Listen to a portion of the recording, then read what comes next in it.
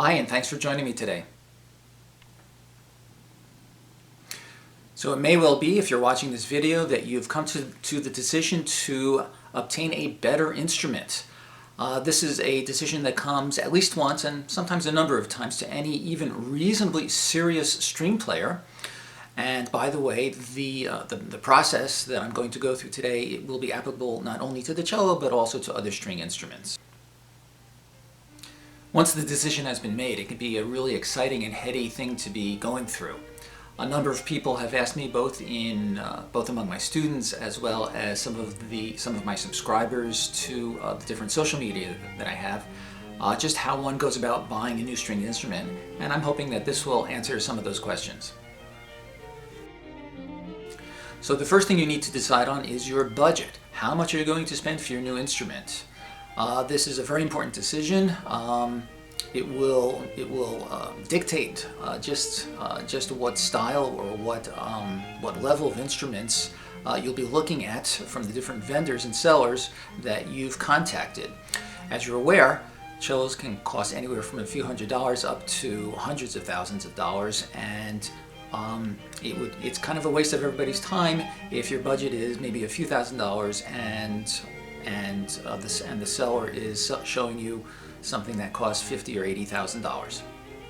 So no upfront, just what your price range is, and stick to it. Another question that you should ask yourself is, what style of playing do you do most often? And what style of playing do you see yourself engaging in most of the coming months and years? Do you see yourself playing a lot of solos? Do you see yourself playing in orchestra mostly? Do you see yourself playing in small groups like chamber groups?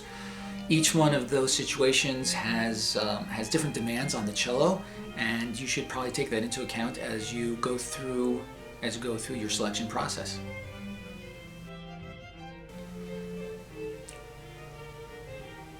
So where shall you go to get your new instrument? Well, it's very important to use reputable sellers and luthiers who can help you. If you know some, that's great, start with those. If you don't know any, or if you'd like to use additional sources to try, get the names and contact information from anybody that you can, from your teacher, from local music programs, from friends, from colleagues, any that you can, and make sure that they are reputable and that they have good reputations.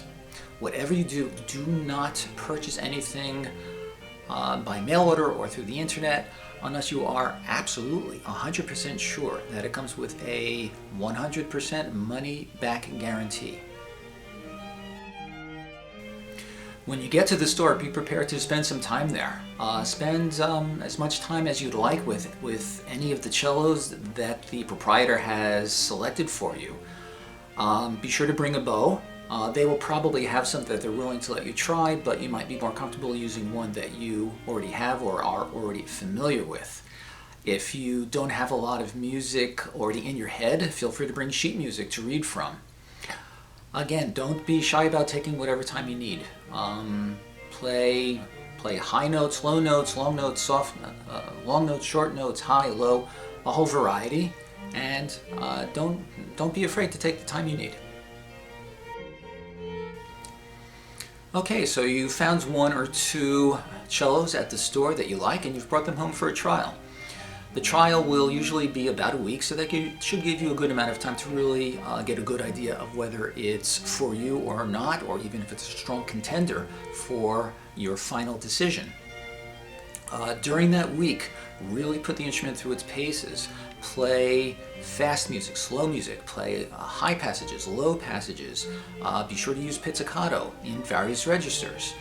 It's also a good idea to have other people listen to it while you're playing. This includes friends, family. If you know other cellists, have them play it while you sit and listen. These will all be important parts of how you're evaluating this prospective cello. An important point to consider: do not rush this entire process. Remember that the end result of this whole search will be an object that will be pretty much your most intimate and close musical companion. and you would like to have a lot of years of, well, of a happy relationship together.